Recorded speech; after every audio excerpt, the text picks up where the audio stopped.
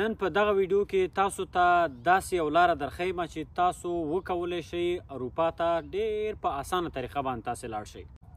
نو نن تاسو ته د موروکو هیواد ویزټ ویزا، موروکو هیواد خپله سپین سره څنګ ته پروت ده. سپین سره بیا سپین چې دی هغه جرمني څنګ ته پروت ده، بل څنګ ته پرتګال پروت ده. نو موروکو داسې هیواد ده چې هغه په یورپین یونین کې هم نه ده، یعنې تاسې کولی شئ ډېر په هغه اسانو شرایطو باندې د دې هیواد ویزا واخلئ. نو خصوصا د دې هیواد ویزا چاته اسانه ده. هر هغه څوک چې د میډل ایست هیوادونو یا د دغه عرب کنټریز چې کوم یو دي، زه پوهېږم ډېر افغانان پاکستانیان دا په دغه هیوادونو کې اوسیږي، لکه دوبۍ شوه، لکه سعودي عرب شوه، عمان شو. که چېرته تاسې د دغه هیوادونو تاسې اقامه لرئ، نو دا تاسو ته یو بهترین چانس ده. ډېر په اسانه طریقه باندې تاسې کولی شئ چې دا د موروکو هیواد ویزا تاسې واخلئ.